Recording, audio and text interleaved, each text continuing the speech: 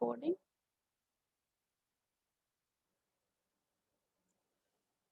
All right, so this week we are going to talk about observations. We have talked about interviews in the last week. I hope that everything was clear.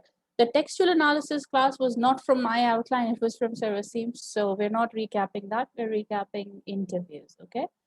So what we talked about is what an interview is, research interviews and other interviews. We talked about how a research interview is different from a normal conversation.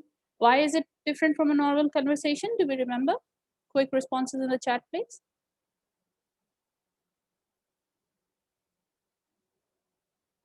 Why is an interview different from a normal conversation? What's the difference?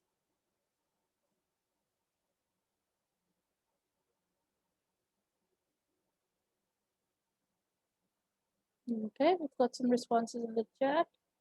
Because it's formal, okay, due to planned purpose to attempt the goal, structured, it's planned, okay. One more reason.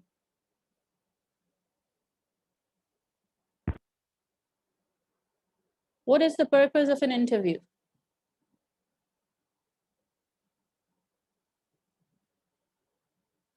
That's the major difference. To collect data, yes, Faiza, exactly. All right, so the interview is for collecting data. So we're trying to ensure that we have collected the data in the right direction, okay? All right, let's move on. So we talked about certain kinds of interviews according to structure. Yes, exactly, Pavisha, Halima, great answers, thank you. So according to structure, we have three kinds of interviews. We have structured, semi-structured, and unstructured. So structured are the ones in which the interview schedule or interview guide or interview protocol is completely prepared. We cannot move from the questions in the interview schedule, okay? However, in semi-structured, we have a prepared list, but we have room to move a little bit here and there. So there's some flexibility, okay? Unstructured are those in which there is no list prepared. There are broad areas in our mind as researchers, which we are trying to focus in the interview, okay? What's next? When to use interviewing? We talked about the purpose of interviews. So we use interviews when we are interested in people's perceptions, their views. We want detailed answers. We want accounts of why and how. All right. Preparing for an interview, we talked about how to prepare for an interview. You should have all those things ready. You should give reminders to people. You should have a consent form, an interview schedule, something to take your notes on, spare devices for you to record it on. All right. And we talked about conducting the interview. So what to do during, what to do after. All right. We decided that we're going to do interviews, right? So I gave you a task. This is for next week. Some of you have already sent me your transcripts. Others, I request you all to please do the transcripts before the next class, okay? The task is to research university students' reasons for studying literature. Everybody is supposed to design 5 interview questions. So you're going to write an interview schedule and then interview a friend and record the interview and transcribe them, save the transcriptions for later email to CR and GR, okay? So whoever has done it, send it to me, that's also okay. Send it to your CRs, that's also okay, okay? But just bring it to the class next week. Your transcripts should be with you in the class next week. So before we move on to observations, there was one thing that I needed to talk to you about, that's sampling, okay? Do we know what sampling is? I did touch on it a little bit in the last class. So let's see if you guys remember. What is sampling?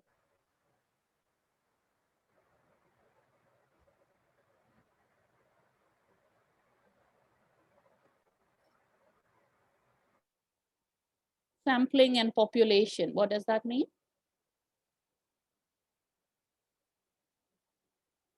Choosing selected interviews from class to interview. Okay, yes, that's one way of putting it. Any other responses? Anybody else wants to explain? Selected people, okay. Number of participants that we have selected for data collection. Yes, exactly. All right, so let's take a look at what I have written here. Population is all possible participants and sample are selected participants. Yes, that's right. Yeah, thank you, Samra. All right, let's take a look at this slide. Sampling or selecting of participants is a task that you should do very thoughtfully, okay? So sampling is selecting participants from a larger population. So if you're saying you're going to look at undergraduate students' perceptions, then all undergraduate students are your population. But you're going to select 20 out of them to interview. So those 20 are your sample. Okay, does that make sense?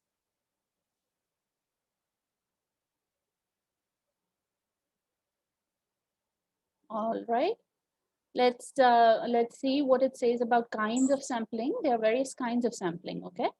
There are broadly two different kinds of sampling. There is probability sampling and non-probability sampling, okay? Probability sampling is very organized and followed in qualitative research design. Non-probability sampling techniques are used in qualitative research, okay? Since most of you are going to do qualitative research, I don't think anybody is going for quantitative in literature. So we tend to incline more towards non-probability sampling techniques, okay? So non-probability sampling techniques have different kinds. So I'll just repeat that. Probability sampling and non-probability sampling are two main kinds of sampling. Probability are the ones which are very organized and they have different kinds, including random sampling. Which are followed in quantitative research design. Random sampling, randomized sampling, this is a name for a kind of sampling that is followed in quantitative research. In qualitative research, we have non-probability sampling. Within non-probability sampling, we have various kinds such as purposive, convenience, snowball, and these are the ones that we are going to discuss in more detail today. Does that make sense? Do I need to repeat it?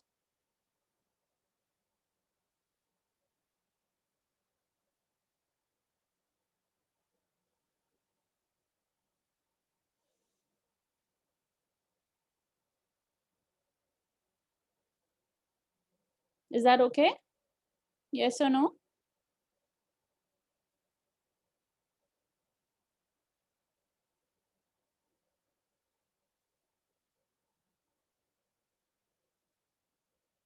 All right, okay, moving on.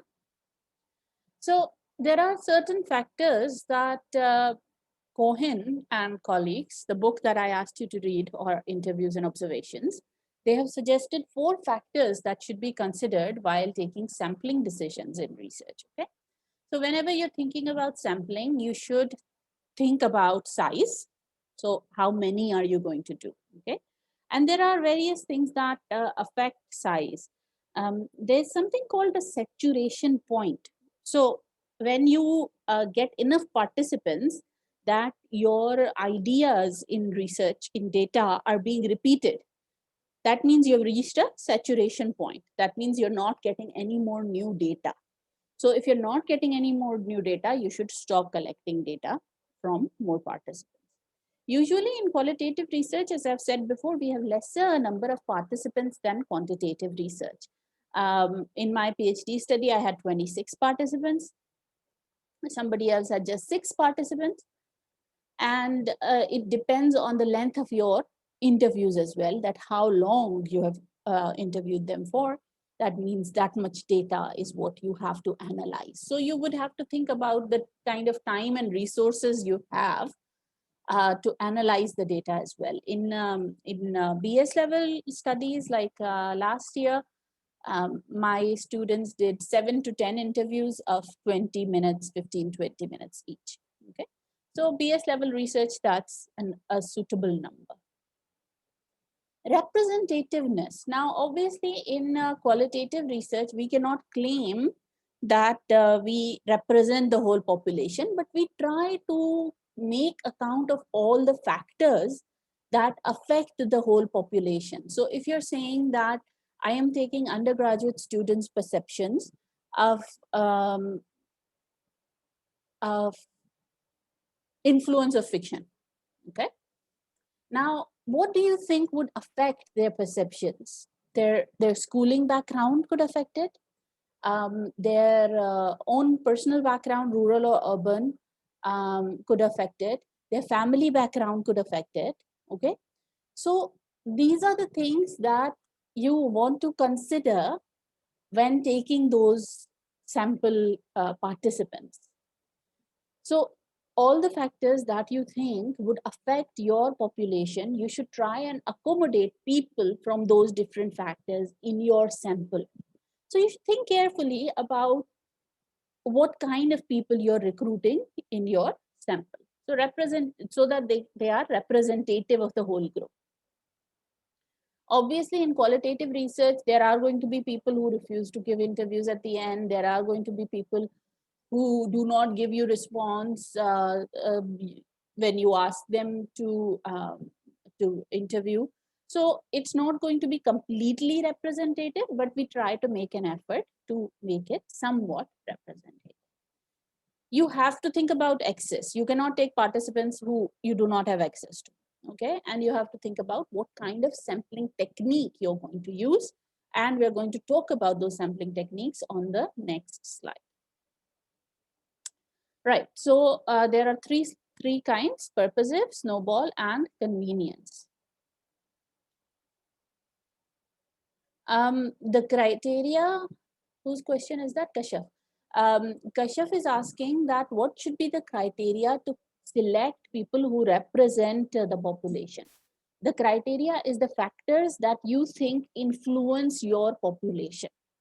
Like I gave you the example that undergraduate students' perceptions, if you're doing an interview on that, then you need to think about what are the different kinds of people in your group and what are those factors that can affect their perceptions. So you decide that their BS or MA background would affect them, or their rural or urban background would affect them, or their private or government schooling would affect their perceptions. So you want to take participants where there are half of each group. So there are people who went to private schools, there are people who went to government schools, there are people who have come from a rural background, and those who have come from an urban background, and those who are from BS, and those who are from MA. So there are representatives of all those different groups in your sample. Does that make sense, Kashyap?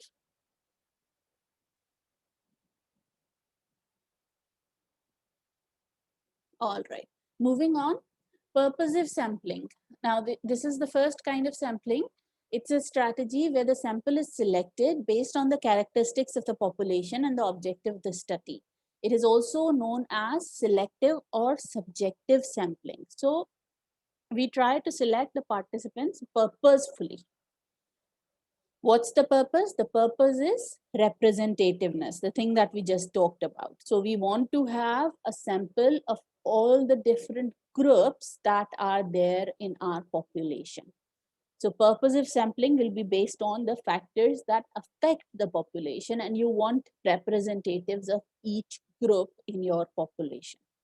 Does that make sense?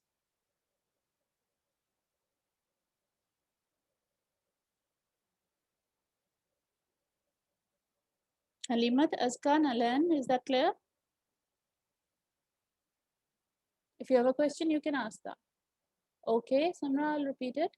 Imran is asked a question: is it possible for more wise in selecting people by considering different factors to accommodate? Then do you have a Tinder local? Yes, of course. We try to do it as best as possible. Okay, there are always going to be a little bit of differences. Okay, I'll repeat it, Halima. The last slide. All right. So Cohen and colleagues say that there are 4 factors that we should consider when we are taking sampling decisions in qualitative research. We should think about how many people. We should think about do our selected participant represent the whole population? And do we have access to these participants? And what kind of sampling strategy are we going to follow? Okay, these are the 4 factors that we need to consider. Size, that means you need to think about the number. So when you're thinking about number, what questions should you be asking yourself? Are these enough to get data that is suitable for my thesis? Do I have the time and resources to analyze the number of data that I am collecting? Okay. So if you think that's enough, it's a subjective decision. It's not like there is a strict number that I can give you that you have to select 10 participants and that would be fine. But you have to make a judgment call on that. Okay. So if you think that you can get interviews from 10 participants and a 15 to 20-minute interviews what you're doing, and you think that you've got enough data to write your findings now, then that's okay. All right. So size is clear.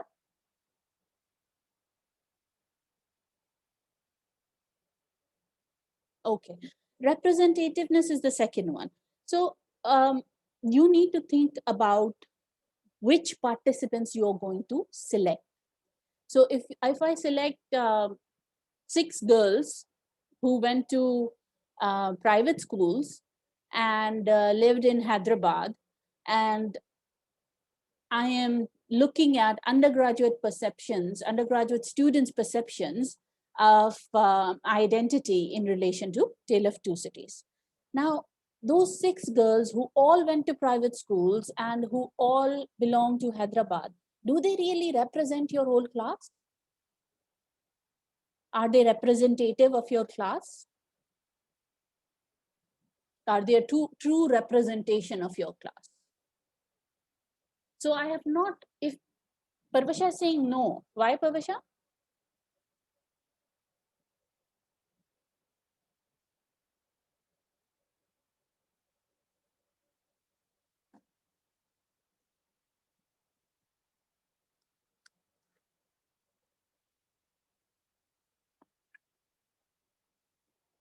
Classroom, I mean classroom.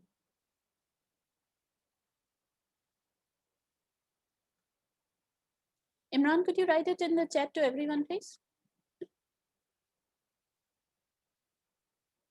Okay, because all are from Hyderabad and all are from private schools. Is that true of your whole class? Is everyone in your class from Hyderabad and from private schools? Right.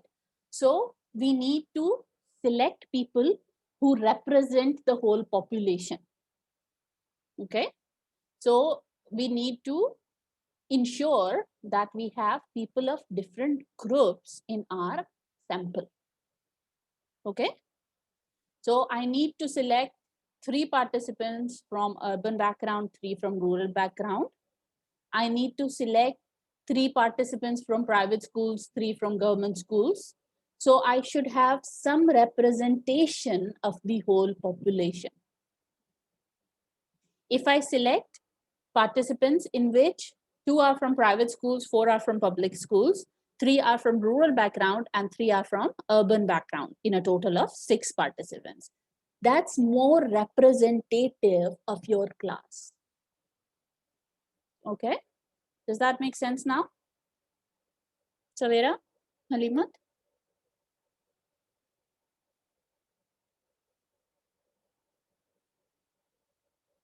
All right. So the next thing that you need to consider is access. Who do you have access to? Okay.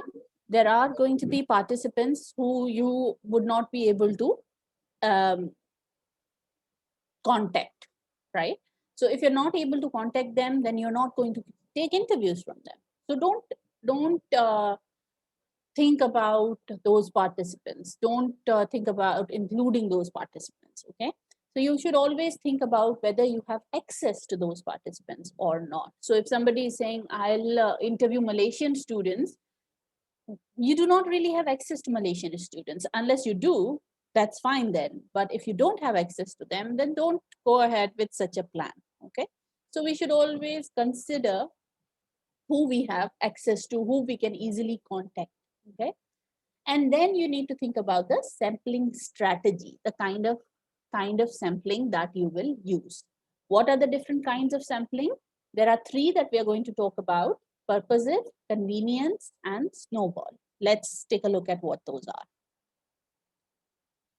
So purposive sampling is what we talked about in representativeness. You need to consider those factors which are important in your sample, and you would use them in your selected participants selection. Okay, so purposive sampling talks about a representative sample. So you should think about what are the basic characteristics of your population. Let me put my laptop on charge just a second.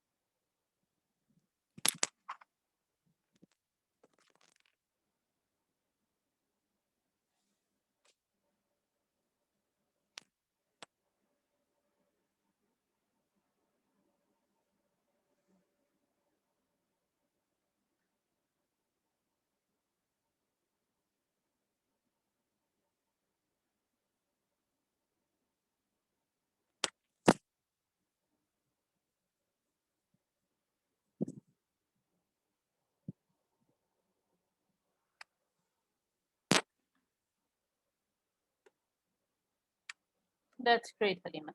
Okay, so purposive sampling is about selecting those participants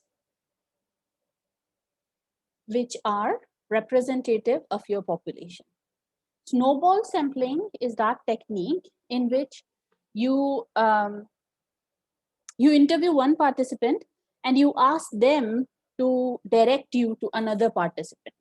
Okay, so it's like a snowball. It starts gathering more snow as it goes down the hill.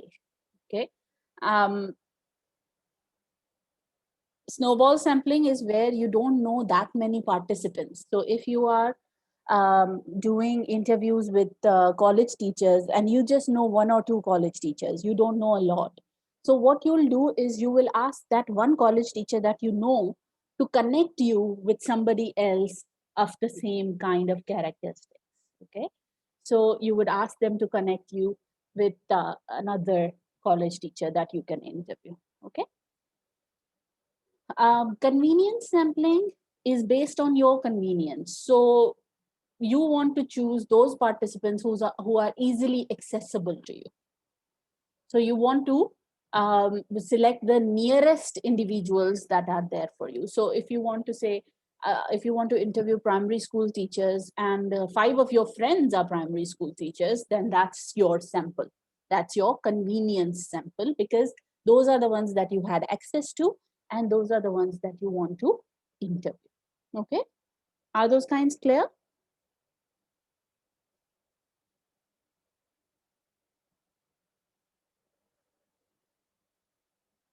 You can say no. That's also okay. Snowball, I'll repeat again, okay? Sitara says that she has not understood snowball sampling. Snowball sampling is when you don't know a lot of participants, okay? You just know one or two. So you ask those one or two to connect you with the next participant. And when you interview that next participant, you ask them to connect you with somebody else. So you start gathering your participants um, from that one participant. So it's like a cycle that goes on. All right. You know, when a snowball goes down from a hill, it collects more snow. So more and more people are uh, gathered from that one participant that you had at the beginning. Okay. So you say, for example, you want to do interviews with university teachers and you only know me.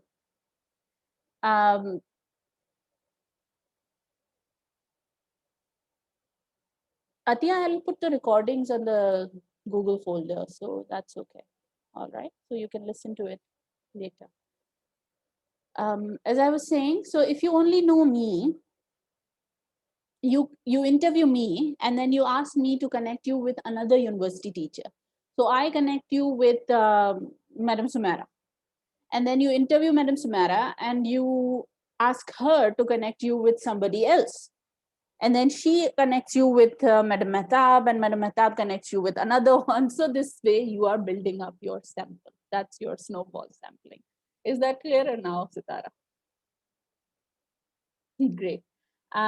Snowball is opposite to convenience. We can't really say opposite, but yeah, they're very different from each other. So snowball is when you don't know too many participants. Convenience is when you know those participants and you just select them. All right.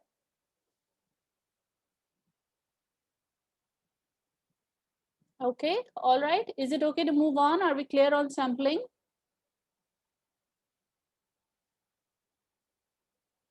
Great. Now, somebody asked a question, which sampling strategy will be used would be decided by the topic of research. Um, yeah, you are the one who are going to decide. So depending on your ease and your need, you are going to decide which sampling strategy you're going to use. Whichever you use, you need to give a justification, a reason for that, and you can write that in your methodology that I used this sampling strategy, and these are the reasons that I used it. Okay. So it's for you to decide. All of these are okay. There's nothing wrong with any of them. Most people use convenience sampling at BS level because it's easier. You know certain people, you use it. And you can write that in your sampling strategies in your methodology chapter. Okay. All right. So when you are doing interviews, so finding interviewees, you think about your sampling choices, you think whether you want to do purposive sampling or snowball or convenience.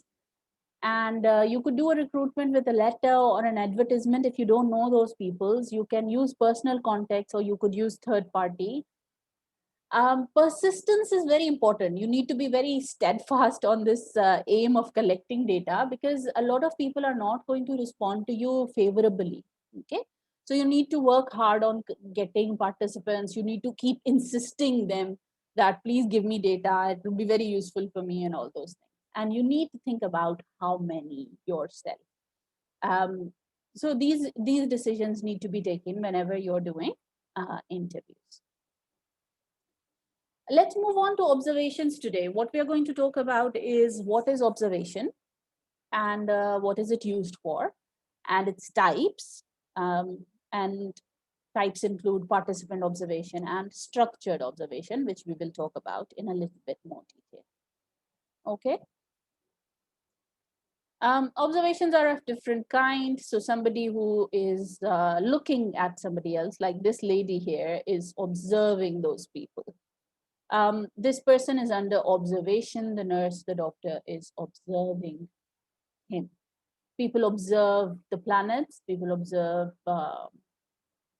So a lot of different kinds of research could be based on observations, social observations, health-based observations, astronomical observations. A lot of different kinds of observations are there as part of our regular life as well. Observation in educational research, most research involves some kind of observation. So remember when we're talking about interviews, we were saying that we observe body language, we observe gestures and expressions, and that's also a part of our data. So that even an interview includes some kind of observations. Ideas for research are often based on something we have seen in practice. So most of the times you want to research on something that you've observed. Okay. Um, it can take place in public or private. So you can do an observation of a school classroom. You can observe a staff room. You can observe a playground. You can observe a university lecture. So you you can do observation in different places. It could be a public place. It could be a private place. Why do we do observations? Because actions speak louder than words, right? We've said that a lot of times. So when you are looking at people, you are able to observe their expression, their actions in actual practice. Whereas when you're interviewing them, you're relying on their words. So actions speak louder than words. So when you want to notice what they are actually doing, rather than asking them, you observe them. Okay. I'll let you go through the slide. Please read it.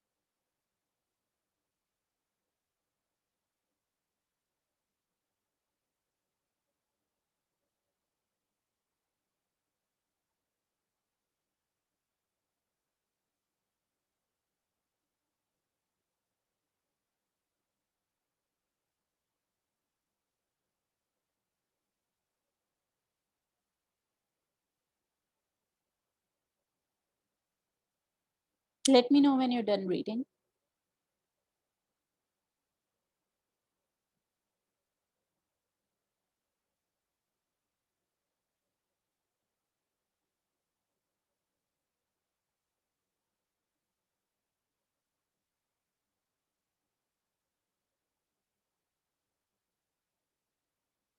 I'll let everybody finish.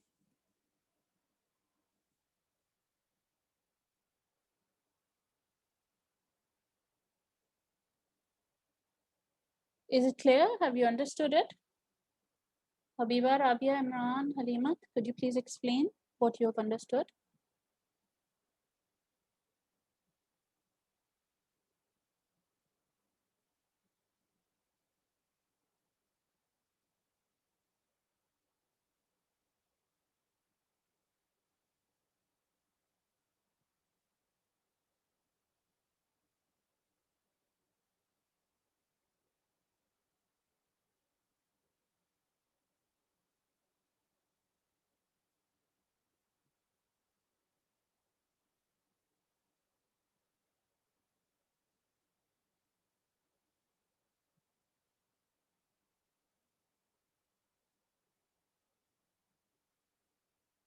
Yes, sure, Habiba, you can use the mic.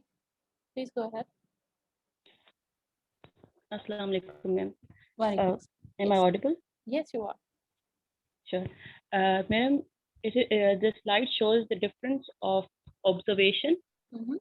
and we come to know how the strategy of observation is different from the other methods. Mhm. It tells us that observation is something that you do personally in a natural environment mostly.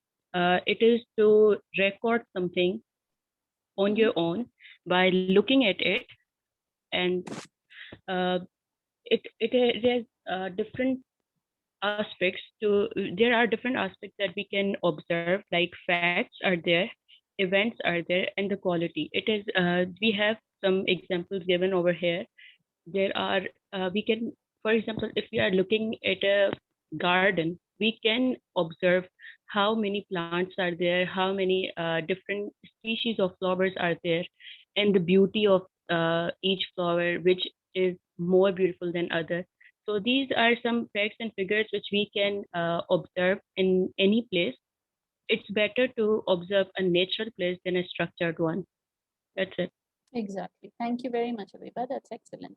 Savera and Aisha, could you please put your comments in the chat to everyone?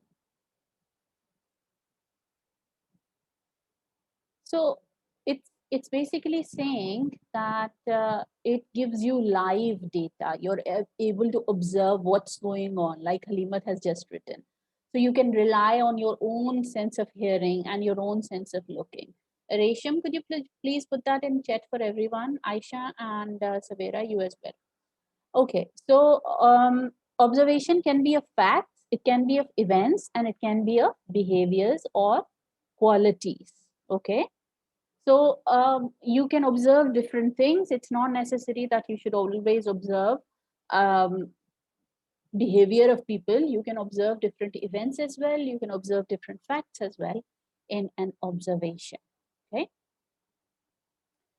Um, as I said, actions speak louder than words. So there is a lot of social desirability response in surveys and interviews. So since you are present there, you're asking the questions, the kind of questions that you ask, the kind of phrasing that you use, the kind of expressions that you use will have an effect on the respondent and they will respond accordingly, right?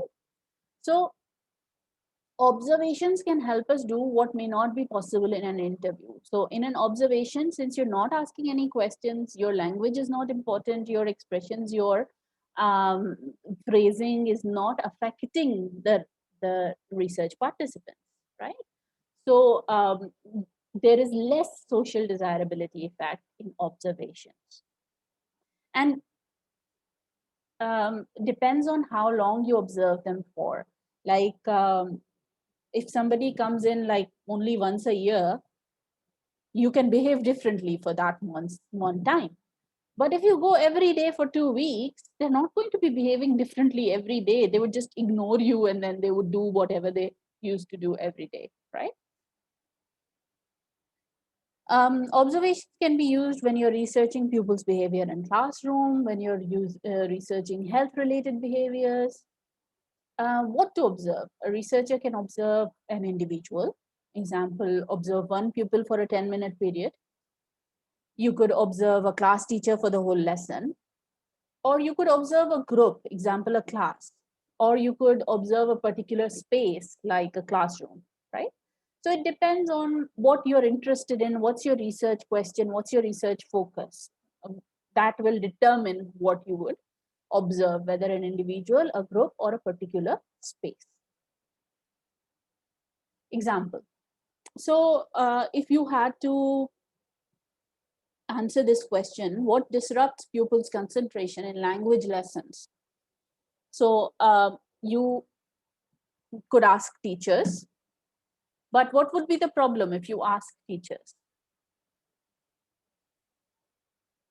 Can you see a problem with this methodology?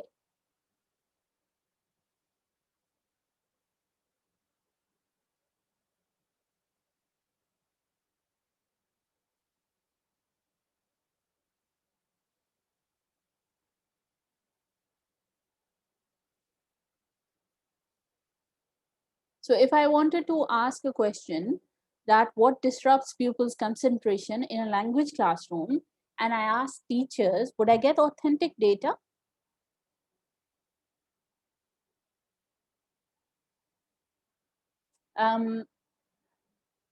Okay, so which one of these is more suitable, do you think? Asking teachers, asking pupils, looking at their results, or observing?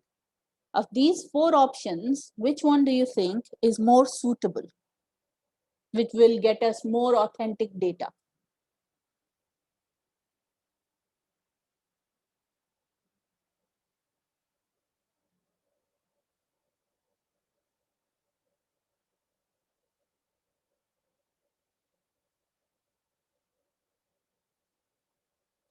Um, if we ask pupils, we will get their views, right? If we observe them, we see them in action. Okay. So if we observe them, we get that first-hand information, that live information that we are talking about. Okay. So if we observe, we are in a better position to get more authentic data. Said, what is secondary data? Which one is secondary, observation or pupils' perceptions?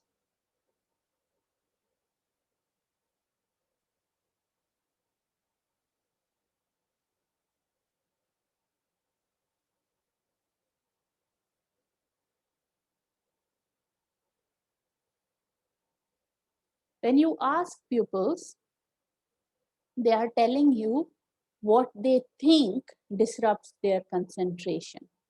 When you observe them, you are able to see what disrupts their attention. Okay. Asking is an option. You can always ask them. Okay, all right, I got it. But if you observe them, that's actually first-hand information of what's going on in that situation. So you're going to be able to see what disrupts their attention. Okay, so asking pupils is a viable option. You could do that, but I believe that observation is a bit better than asking them because it gives you the information. You can actually see it. Okay, actions speak louder than words, kind of thing. Let's take another example. Do unruly pupils get more attention than high achieving pupils? More teacher attention. Okay, unruly is somebody who behaves badly. Okay, if you have ever taught, you would know that that's actually true. The students who disturb the class get more teachers' attention than those who do not. So what would you do in this case? Ask the disruptive pupils themselves. Would they tell you the correct information?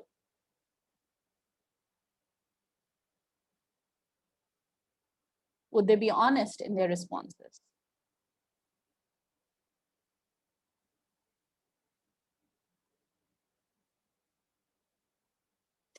Never. How about if you ask the high achieving pupils? Is that authentic data?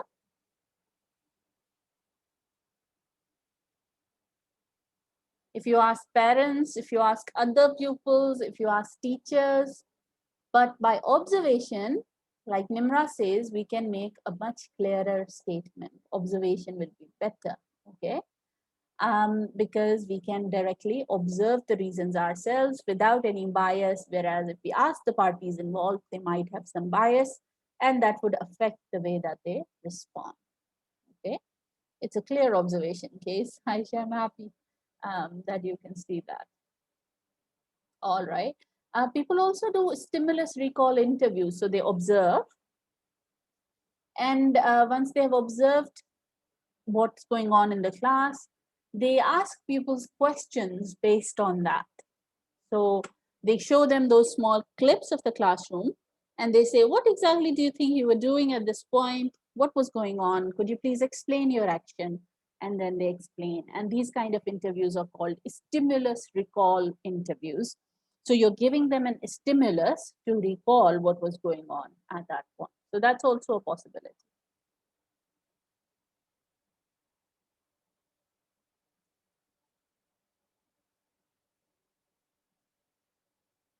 A stimulus recall interview, let's go back, is an interview in which you observe first, you do a recording, and then you use that recording, clips from that recording, to ask people questions.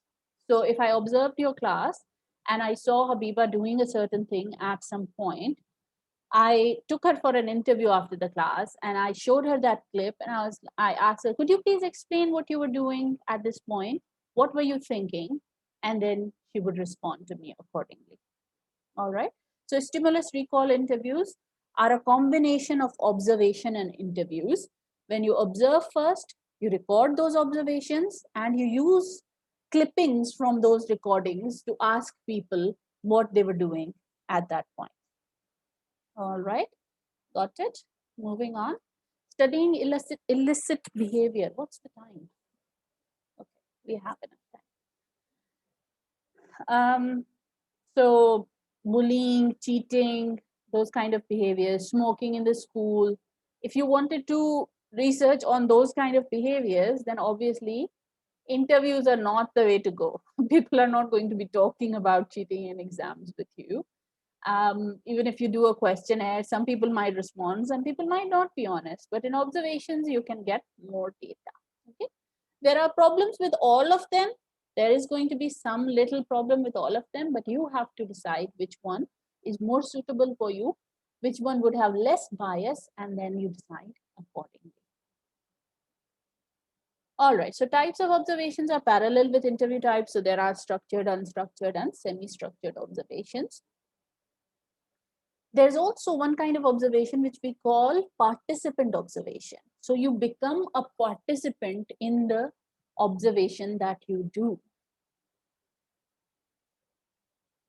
Okay, Halima, I'll do that. All right. I am also uploading the slides on the Google folder, the Google Drive folder that I have created for online classes. I am uploading the slides as well as the recordings on for all classes there. Okay, I've got the recording for textual analysis there as well. Whether observation should be confidential or not, whether it should be hidden or not, that's a good question, and we'll come to that. Covert and overt are the terminology that we use for observation. That's hidden or not hidden. We'll come to that, Aisha. All right, so participant observation. Say, for example, if you were observing your own class, so you were a student in the class, while studying, you were also doing your research and you were observing that class and taking notes. So it's usually unstructured and it looks for interesting things naturally. So you're looking for what's going on in the class, whatever interests you, you write that down. You're a participant in that situation and you are observing at the same time. Does that make sense? Participant observation. So you become a participant of the research site.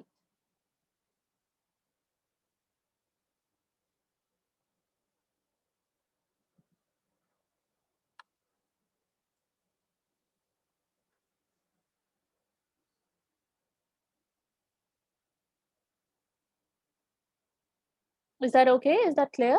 Okay to move on?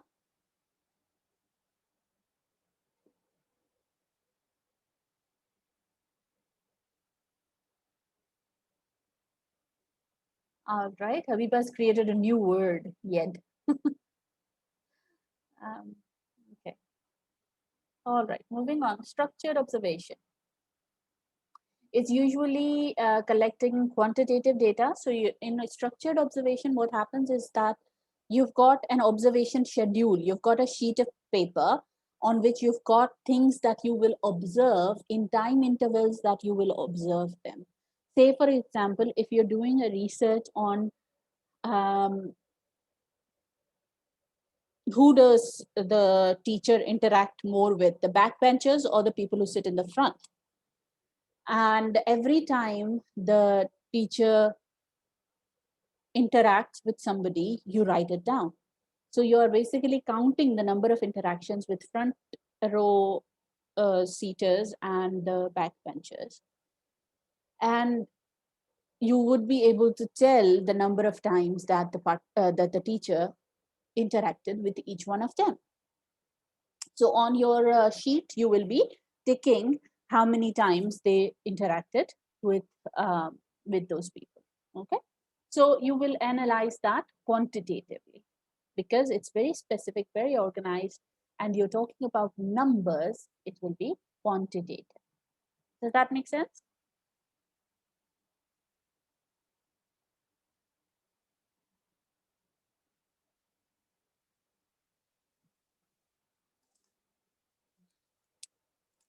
So it's something that you do with regular observations with rules.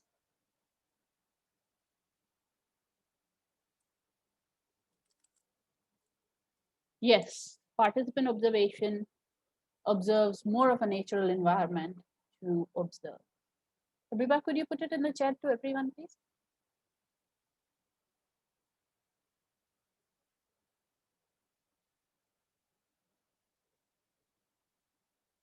All right. Kinds of observation by structure. I'll let you go through the slide, please. Go ahead, read it.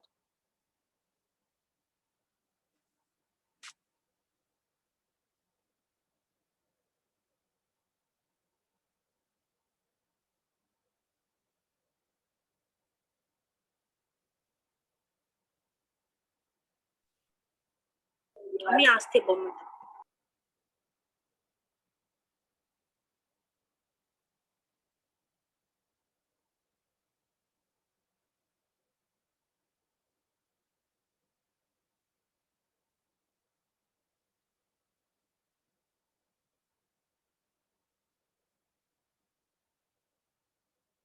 Let me know when you're done reading and if there are any questions.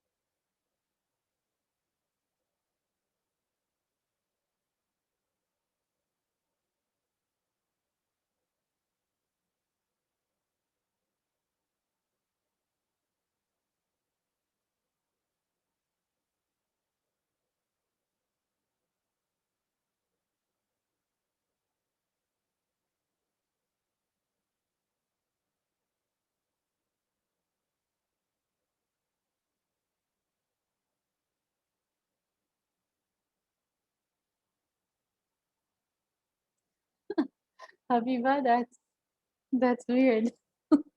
Why is semi-structured not clear? Kashif, could you please turn on your mic and explain the three kinds?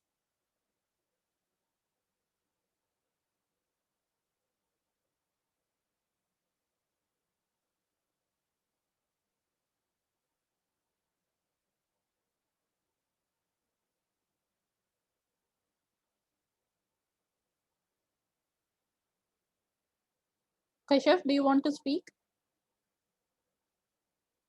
Kashif or anybody else? Somebody else could speak as well. Who else is done reading? Yeah, sure, Kashif. You can explain on the chat. No problem.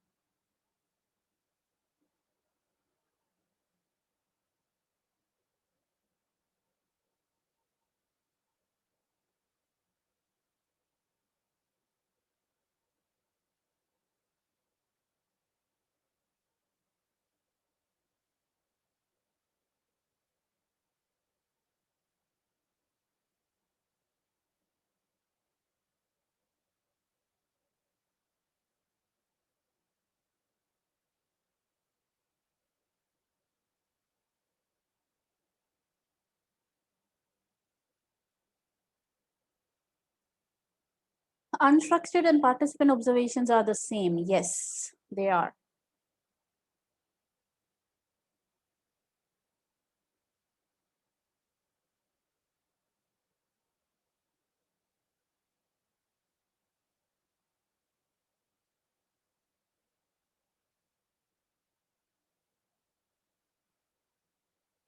Okay, so a structured observation is like the one I just explained, in which you will know in advance what you're looking for. You will have an observation schedule ready, and you will tick or mark on your observation schedule.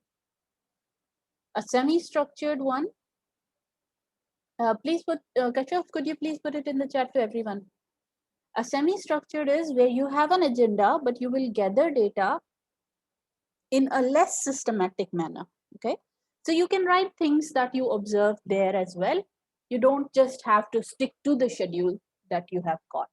And unstructured will be far less clear. You're a participant there and you observe anything that becomes naturally interesting.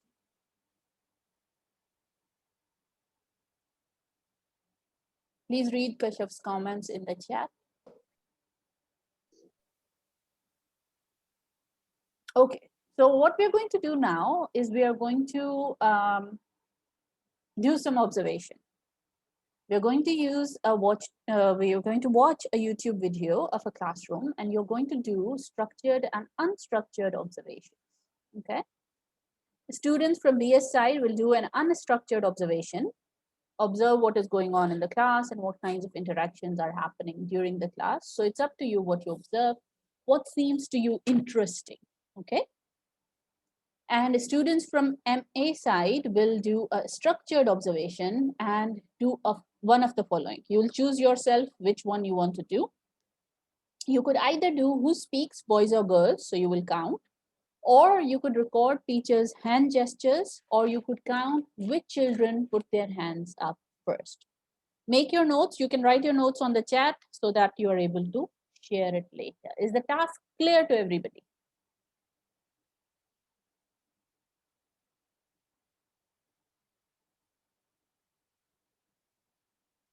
Make a note of this, take a screenshot because I'm going to change the screen, okay? All right, Resham, I'll explain it again. So what we are going to do is we are going to watch a classroom. No, I'm going to play the video, okay? I'm going to play the video here. And the students from BS are going to do an unstructured observation. So you can observe anything that seems interesting to you. Students from MA side are either going to count who's speaking, boys or girls, or they're recording teachers' hand gestures, or count which children put their hands up.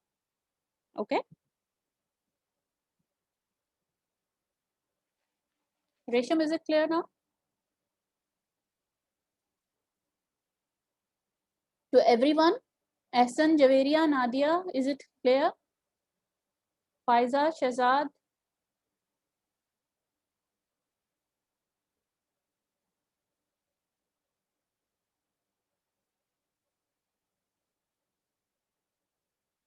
Okay.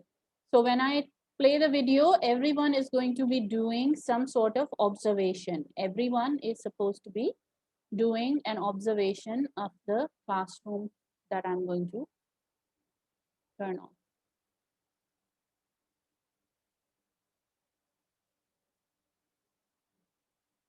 Okay, let me just play the video.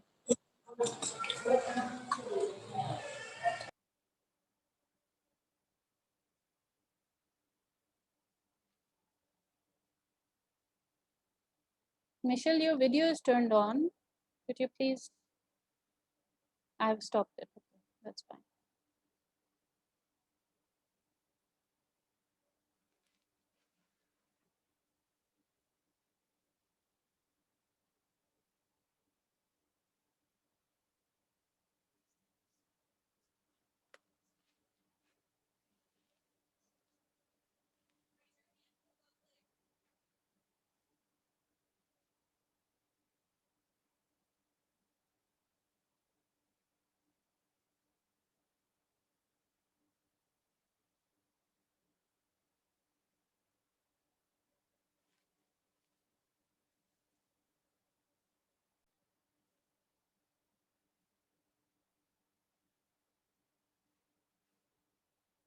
Okay. Raise your hand, football players. Can you all hear it and watch it? Can you see it and hear the video as well?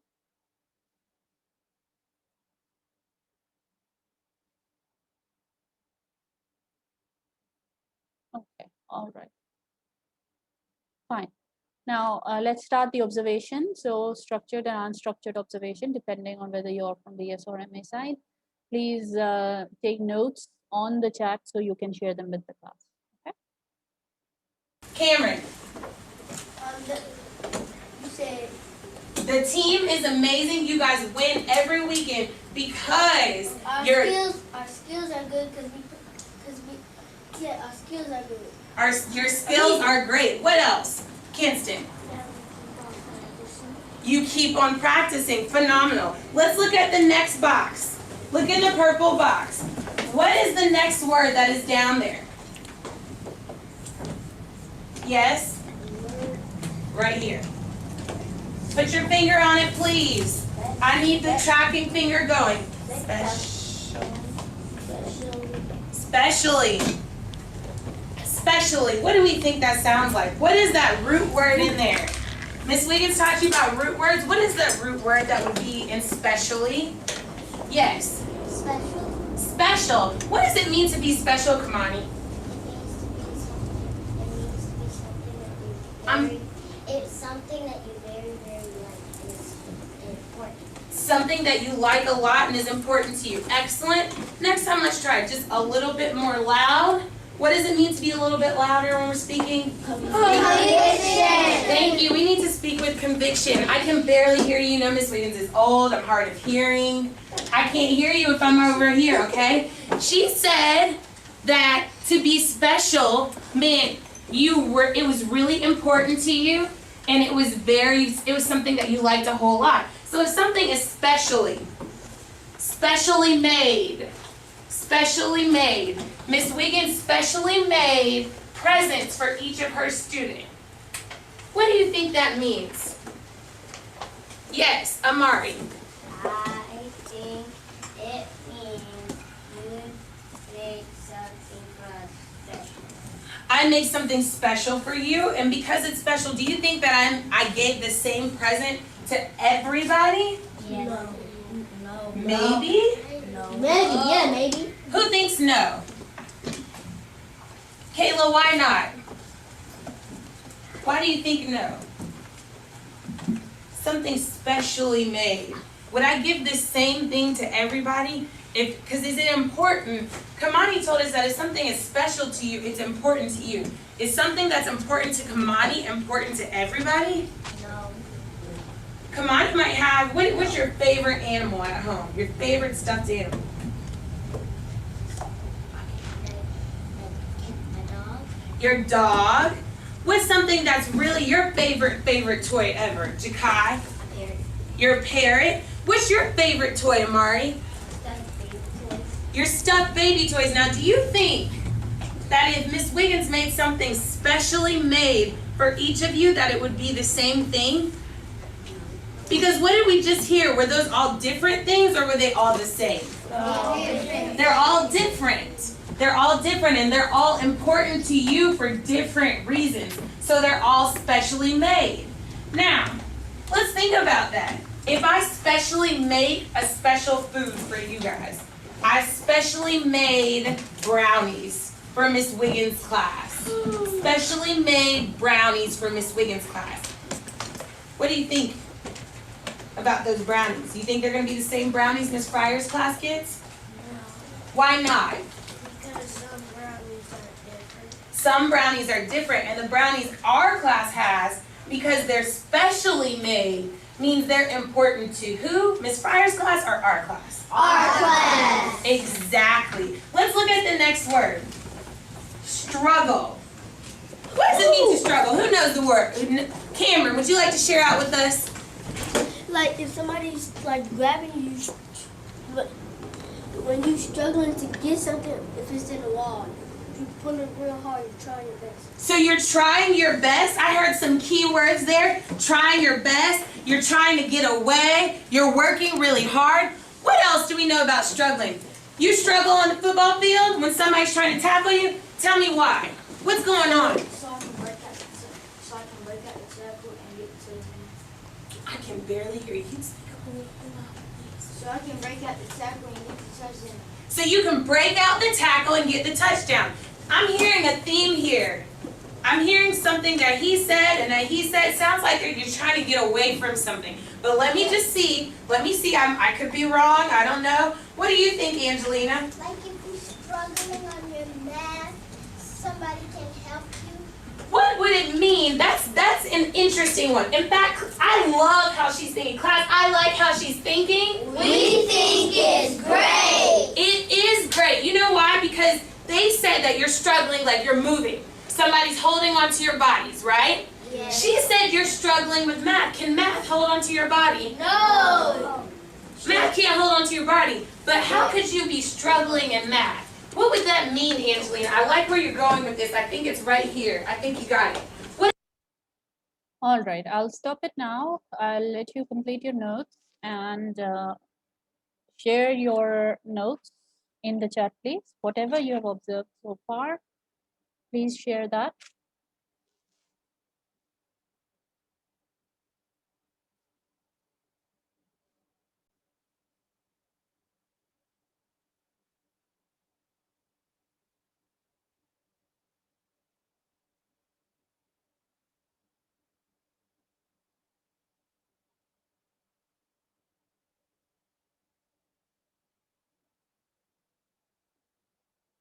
Were you able to make some notes on your observation?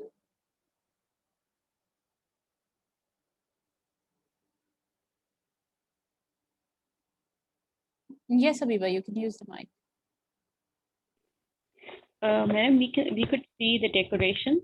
There was different kind of extensions made for students, especially there were some colorful stickers stuck on the walls and some different kind of properties. We could see some stationery that were arranged in the side table. And this was the first thing that I noticed at first. Then we can see that the number of students are somewhere between 20. Approximately 20 students were sitting in red and black dresses. Some were having their sweaters on and some had put them off. And I saw the teacher repeating the words of the students. Like, for example, she gave a student chance to speak. Then, of course, the speech of the student was quite unclear. They were using one word. After a pause, there was another word. So the teacher was kept on repeating the sentences of the student to make it clear to other ones. And I saw that she was giving almost every student a chance to speak. And beside this, there were some students I saw that they were not quite interested in class. I saw two students who were mentally, I think, maybe absent. Sometimes they were in the class, sometimes they were not. They were playing with the things they were on the things that were present on the table.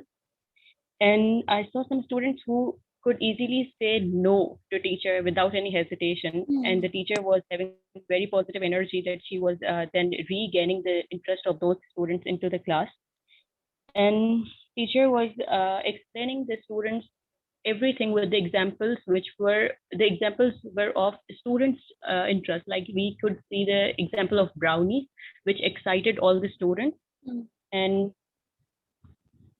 and I think it was African students, maybe the class was from African students. I think that's all. And I have quite shuffling ideas written here and there. I cannot manage the practice. Okay. That's it. All right. That's a very good observation, Habiba. Thank you very much. Kashaf, could you please put the response to everyone?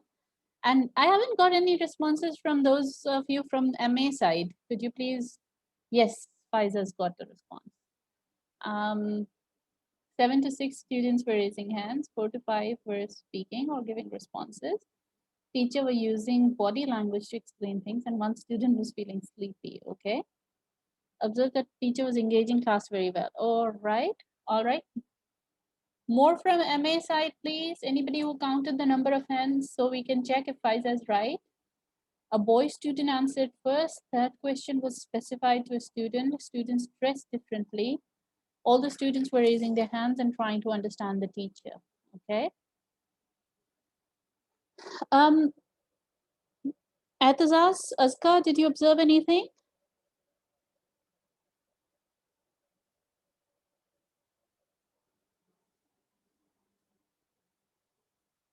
Halimat, yes, I read your response. Very good. Good observations.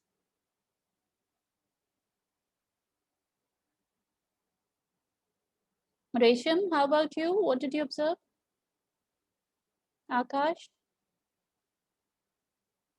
Mujibur Rahman, Samra? More responses quickly. Okay, Nimra is saying that 7 boys in the class respond to teacher and 4 girls. Okay. All right, Faiza, very different numbers from yours.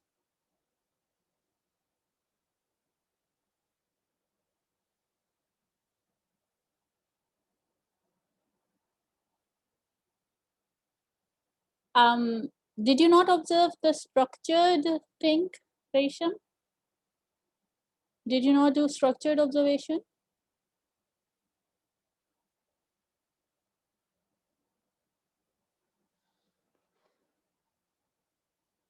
Okay, so if we were to look at the responses, everybody who did an unstructured observation observed different things. So there are some overarching elements. So everybody is saying that the class was differently arranged from our classrooms. Like Said said, the class was not like a classroom. And a lot of people have observed that there was a lot of engagement and positive energy in the teacher. But you have observed different things, right? Whereas in a structured observation, you would observe the same things. So that's the kind of difference between qualitative and quantitative research, okay? In qualitative, since we have in-depth, detailed information, we have different kinds of information coming from everybody. You were supposed to count the number, Faiza. That's okay. All right, let's move on. I hope that you were all able to do some observation and you were able to enjoy the task. Let's move on to our next slide, okay? All right, participant observation. This is the method most commonly associated with anthropology. It's also used in sociology. It's an ethnographic method. It's covert. Covert means hidden, okay? Hidden is quite rare in education. A lot of people do participant observations, but they tell the respondents that we are observing you because it's ethically right to tell your participants that they are being observed. All right. So most of the times we tell in educational research that we are going to observe them. Yes, that's right. Halimat, could you put it in the chat to everyone, please? So in education, in literature, our observations are going to be overt. That means not hidden. So we are going to tell our respondents that we are observing them. Participant observation has certain types. There are complete participant, participant as observer, observer as participant, and complete observer. So when you're a complete participant, then you don't tell anybody that you're observing them. You're already working in that place as a teacher, or you're already a student there and you start observing them. You don't tell anybody, so you're a complete participant. Participant as observer is that in which you tell people that you're going to observe them. So you are a participant in the research site, but you are going to now become an observer as well. Observer as participant is when you try to get involved in the participant site as a researcher. So you join a school to observe overtly. So you want to help out as a teaching assistant and you're observing them. Okay. Complete observer, you just sit in a corner, observe them. You don't become a participant in the class. However, if you are in the class, you are going to affect them somehow, right? So it's not always possible to become a complete observer. You are a participant to some extent. So participant observation could be at different levels. You could become a complete observer, or you could become a complete participant, or you could be somewhere in the middle, okay? Moving on, strengths of participant observation is that since it's unstructured, you get rich data. It gives you insights that are not available to other methods. You are able to observe those things that people forget to talk about or take for granted. You are able to think about it as a perspective of an alien. So you come and look at it as if, what would a Martian think if they were to look at this class? Okay. So a person from Mars comes, an alien from Mars comes, and they look at this research site and they're like, everything that they would observe, you can observe that, okay? So without any preconceived notions, without any biases, without any judgment, you're able to observe everything that goes on in that class. What are the challenges of participant observation? Finding a role. So how exactly do you find that role in that research site? So if you want to observe a school, how do you find a job in that school and then build that trust, and you are able to get in and get out at the time that you need to observe, right? So you need to think about those things. These are some of the challenges that you need to think about. Social desirability effect. You're observing them, you're there.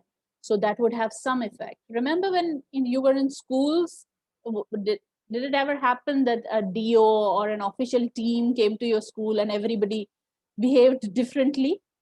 Was there ever an inspection in your school? Do you remember those inspection days? All the teachers and all the headmistresses and everybody behaved differently. What happened in those days? What was something that you were told to do differently?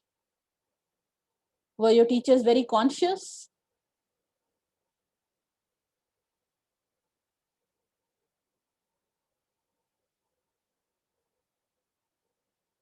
Our uniforms were checked. When I was in school, our uniforms were checked. It was made sure that our nails were cut, and here in the university as well, we are informed before the VC arrives, okay? They were all afraid of higher authorities. We were told to clean up the classes ourselves. They behave very seriously and organized, okay? Everything was organized on those days, all right? Did anybody in the school got whitewashed? Did they paint it white? They paint the walls white? The decorum, arrangement of classroom, hygiene of the building, as well as students are checked. Yes. So when we are being observed, we do try to change our behavior. Teachers' behavior changed, schools' behavior changed. So we were all asked to behave properly. They want everything perfect, right? Now, how do you avoid that when you're observing as a researcher? Do you think that can happen when you're observing as a researcher? When you go into a classroom, people would start behaving differently?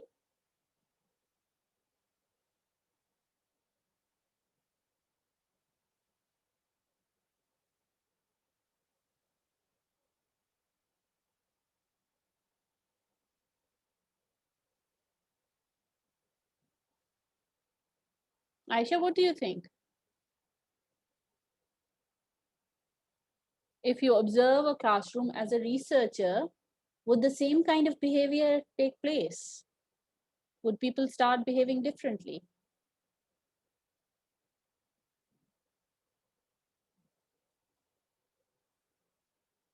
Okay, if it's overt, so it's not hidden.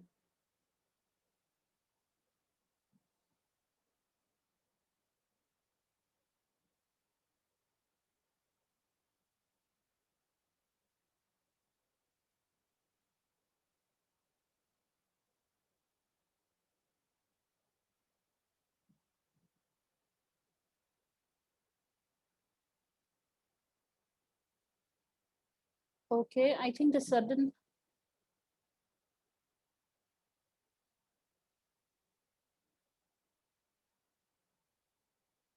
So what can we do to avoid that change in behavior? Can we do something that might help not affect the environment? Episode, that's funny.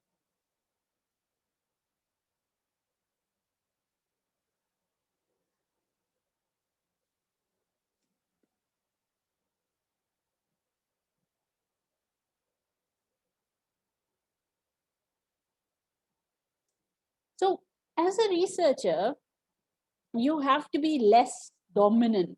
So personality wise, you have to tell them that that's not ethical, Aisha. If you don't tell them, that's not very ethical. You have to get your consent form signed and all that. So you need to tell them. Okay. Obviously, you do not have that kind of power which the DO or the inspection team would have, obviously, right? So you're not an important person who's coming to observe them, so they won't change their behavior that much. But obviously, we try to impress people. We usually, all of us, we try to impress people. So we do change our behavior to some extent. Okay. If you observe a lot of classes, then they wouldn't be able to change their behavior in all the classes all the time. How long are they going to? If you go every day for 3 weeks, they're not going to be able to change their behavior all the time, right? So you have to think about the time that you want to observe them for. Observe them for a longer period so they are not able to change their behavior all the time. Okay?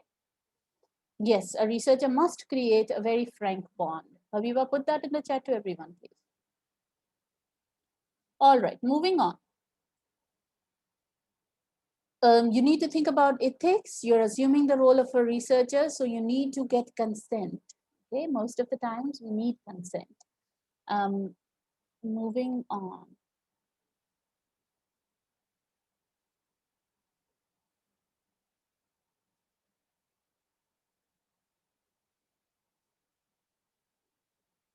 Observations can include a variety of tools. So you can take field notes, you can do interviews, you can do photographs and videos to keep a record of the events. So you can collect information through different methods. Sampling, while thinking about sampling, we need to think about what to sample. So do you want to sample the observation sites or the people or the time? So you need to think about all those things. So you can say, I will observe 5 classes, and in those 5 classes, I'll observe 3 different teachers for 2 classes per teacher, 2 times per teacher. Okay. The general rule is to take theoretically interesting cases that are expected to provide useful data. Okay, you're supposed to think about what is interesting, what are interesting cases, and what will provide you useful data. When do we use participant observation?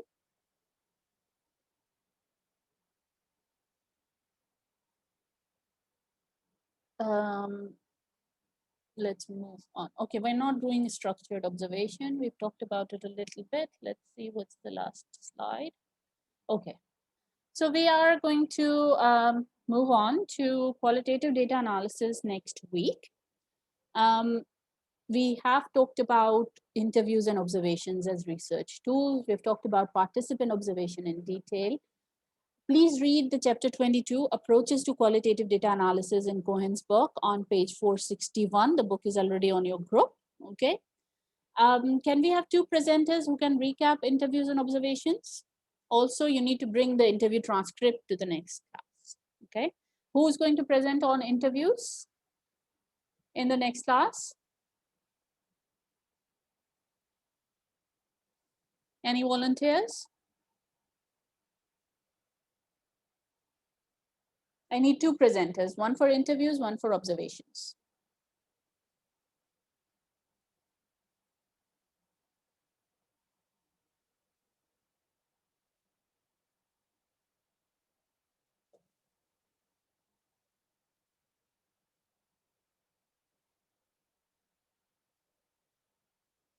Quickly, people. Can we have some interviews and its types? Yes, yes, exactly, Atazaz. Can you do it? Okay, Atazaz will do interviews. Who will do observations?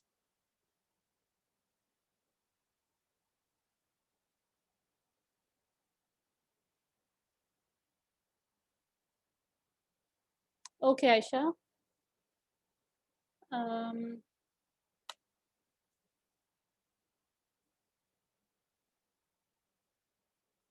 Who will do observations? Michelle, Bhageshri, Shehzad, Saeed. Can any one of you present?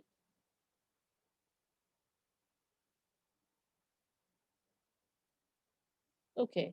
Aisha, this was the task. So you had to ask a friend about their reasons for choosing literature.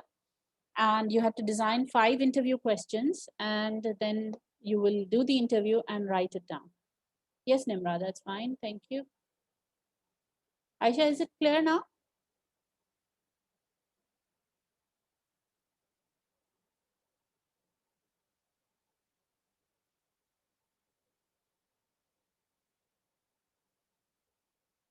All right, so that's it. Thank you, everyone. If you have any questions related to these 2 topics, you can bring them to the next class, okay?